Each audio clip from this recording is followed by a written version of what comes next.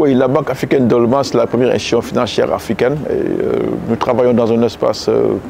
extrêmement vulnérable, des pays qui sont fortement touchés par les changements climatiques à différents niveaux. Et l'élément le plus important pour nous, c'est de pouvoir accompagner les pays à faire face aux défis du changement climatique par la mise à disposition de ressources à la fois financières, mais aussi techniques, qui permettent de les accompagner dans leur transition vers une économie beaucoup plus verte, beaucoup plus résiliente face au changement climatique. Et nous le faisons à travers plusieurs mécanismes, plusieurs guichets de financement que nous avons. Au niveau national,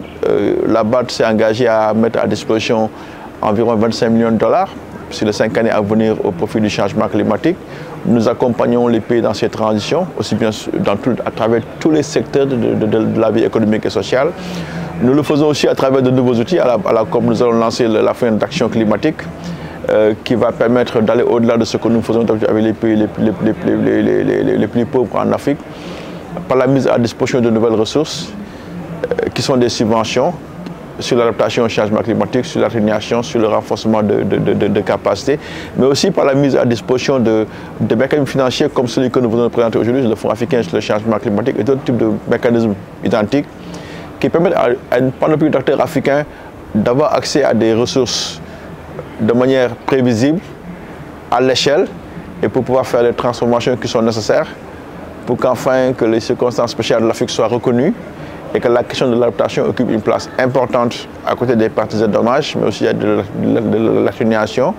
et qu'on puisse infléchir les trajectoires de développement dans nos pays africains, aussi francophones,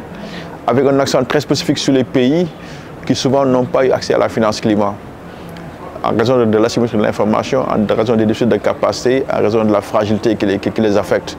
de sorte à ce qu'on puisse aussi les tirer par le haut, travailler à partir des systèmes de planification, s'aligner par rapport à leurs priorités au niveau national et mettre en place des mécanismes d'accompagnement que nous faisons en tant qu'institution africaine, mais que nous faisons aussi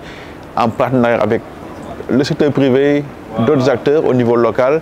de sorte à ce qu'on puisse bâtir des synergies pour changer le narratif en Afrique et dans nos pays.